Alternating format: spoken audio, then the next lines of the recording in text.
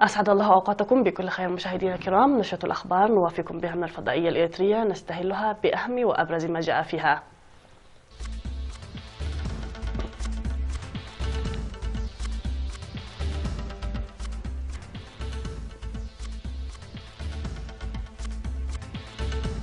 تخريج طلاب من مؤسسات التعليم العالي بدرجة الماجستير. إحياء اليوم العالمي للصحة. مساهمة مدرسة مساعدي التمريض الصحية. كوريا الشمالية تعلن هدم موقعا للتجارب النووية وإيقاف إطلاق الصواريخ. الديمقراطيون يغادون ترامب وروسيا بتهمة التآمر.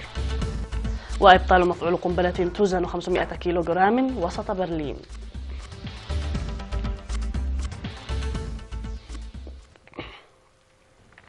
من العناوين إلى التفاصيل، أهلا بكم. خرجت المفوضية العليا للتعليم العالي والبحوث بالتعاون مع الجامعة السويسرية للإدارة وجامعة جنوب إفريقيا اليوم 21 من أبريل دفعة جديدة من الدارسين بدرجة الماجستير عن طريق المراسلة في حفل رسمي أقيم بجامعة أسمرة.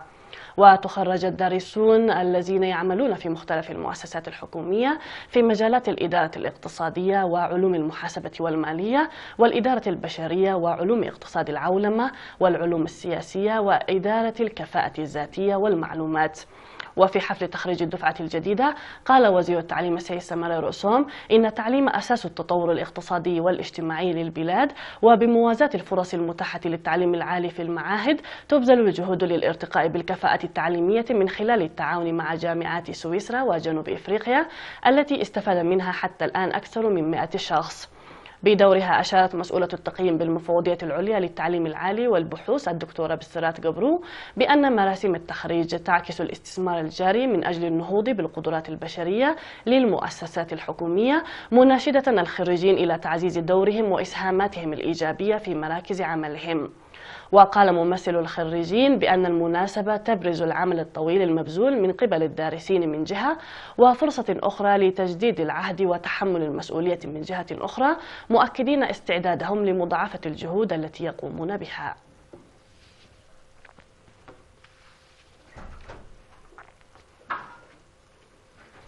احتفلت البلاد في 20 من أبريل باليوم العالمي للصحة، وفي الحفل الذي نظم بالمناسبة في مستشفى أوروتا بتعاون وزارة الصحة ومنظمة الصحة العالمية، قال المدير العام بالإنابة لقسم الصحة العامة الدكتور عند برهان تسفاتيون إن إريتريا تعمل لتحقيق أعمدة النظام الصحي الصادر عن منظمة الصحة العالمية للتغطية الصحية العامة بربطها بالعدالة الاجتماعية وأهداف التنمية المستدامة.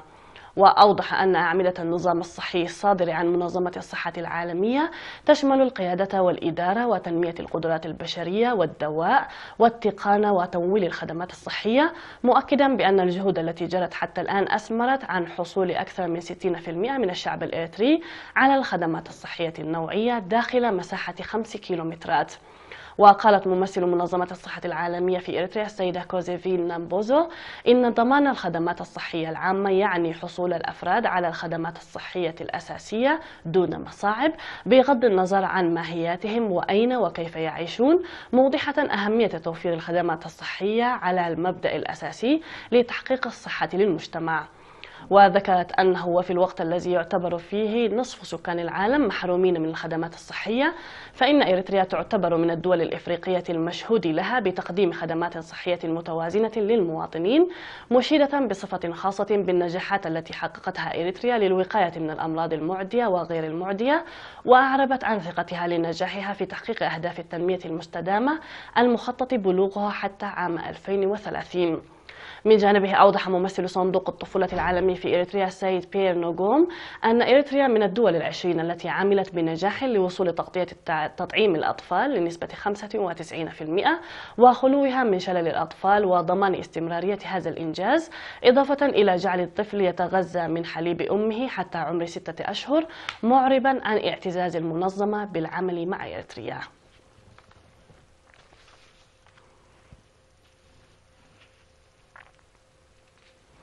قال مدير مدرسة مساعدي التمريض بمندفرة الأستاذ برخت في السهية إن المدرسة التي تأسست عام 2005 تسهم لسد متطلبات المؤسسات الصحية من القدرات البشرية.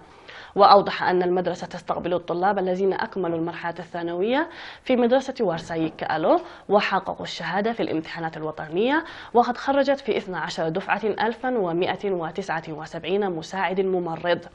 وتقدم المدرسة الدراسة النظرية والتطبيقية لعام ونصف في الأمراض العامة وطب الأطفال والصحة العامة، وأن تجهيزها بالمعدات اللازمة أسهم لكفاءة الدراسة التي تقدمها. كما تخلق المدرسة الفرص لطلابها المتفوقين على مواصلة التعليم. هذا وقد بدأت المدرسة بداية عام 2003 في مدينة دك أمحرة، وانتقلت عام 2005 إلى مدينة مندفرة.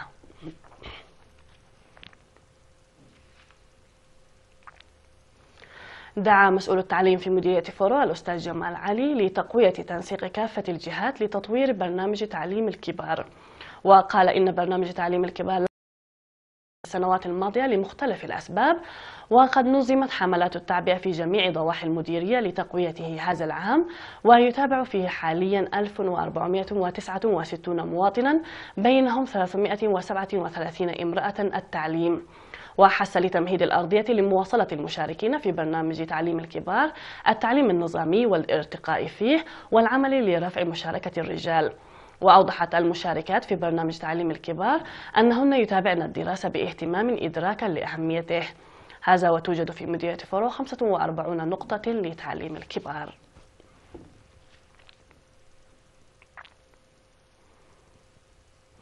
يقوم سكان قرى حشيشاي وغوليا وشنغين وعدفاكاي وعدقيح ببرامج جماعية لإصحاح البيئة.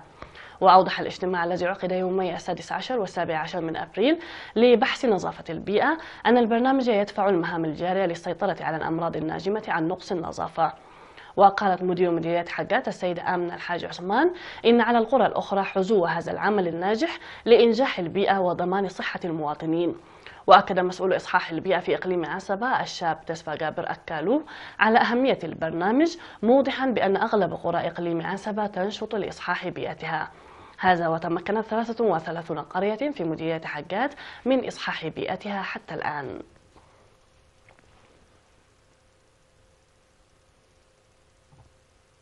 من الأنباء المحلية إلى الأنباء العالمية مشاهدينا الكرام بعد هذا الفاصل.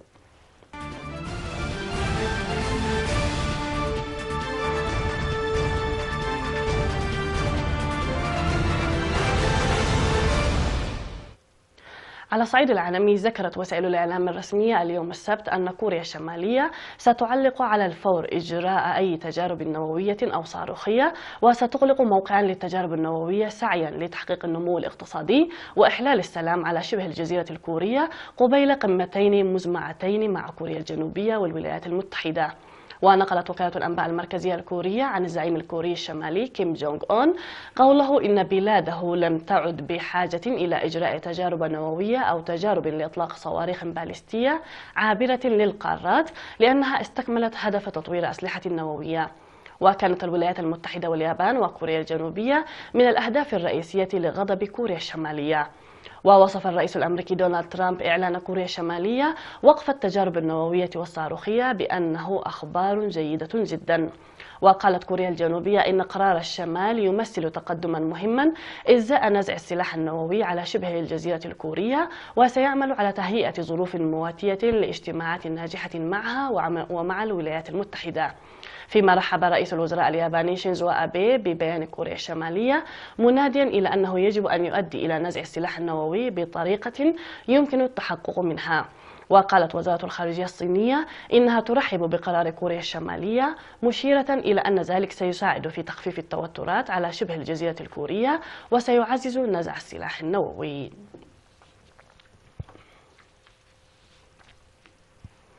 أظهرت سجلات قضائية أن الحزب الديمقراطي الأمريكي رفع يوم الجمعة دعوى قضائية ضد روسيا والحملة الانتخابية للرئيس دونالد ترامب وموقع ويكيليكس، متهما الأطراف الثلاثة بالتآمر للتأثير على حملة انتخابات الرئاسة الأمريكية في 2016. وقال الحزب في الدعوى القضائية الاتحادية التي رفعها في منهاتن إن كبار المسؤولين في حملة ترامب تآمروا مع الحكومة الروسية ومخابراتها العسكرية لإلحاق الضرر بمرشحة الحزب الديمقراطي هيلاري كلينتون وترجيح كفة ترامب في السباق الانتخابي، وذلك باختراق أجهزة الكمبيوتر بالحزب. وتقول الدعوة إن حملة ترامب رحبت بمساعدة روسيا في انتخابات 2016، وتتهم حملة ترامب بأنها مؤسسة ابتزاز عملت جنبا إلى جنب مع موسكو. ونفى ترامب مرارا تواطؤ حملته مع روسيا، ونفت موسكو التدخل في الانتخابات.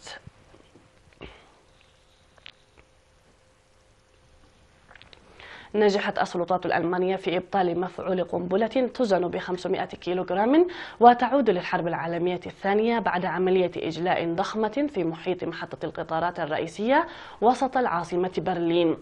ونقل عن متحدث باسم شرطة برلين أن السلطات أقامت منطقة آمنة حول محطة القطارات الرئيسية يبلغ نصف قطرها 800 متر، وأخلت نحو 10,000 من السكان الذين تقع منازلهم في محيط المنطقة الأمنية. كما أخلت الشرطة عدة مقرات حكومية في محيط المنطقة الأمنية، وهي محطة القطارات الرئيسية ووزارتي الاقتصاد والمواصلات والمحكمة الاجتماعية ووكالة المخابرات الاتحادية ومستشفى الجيش. عثر عمال بناء خلال عملهم في محيط محطة القطارات الرئيسية بوسط برلين في الأسبوع الماضي على القنبلة التي توزن ب 500 كيلوغرام، وهي قنبلة بريطانية تعود لفترة الحرب العالمية الثانية. وتقدر السلطات عدد القنابل التي تعود لفترة الحرب وما زالت موجودة تحت الأرض في العاصمة الألمانية بنحو 3000 قنبلة. ويقدر عدد من تضرر من إيقاف حركة القطارات بنحو 300 ألف راكب.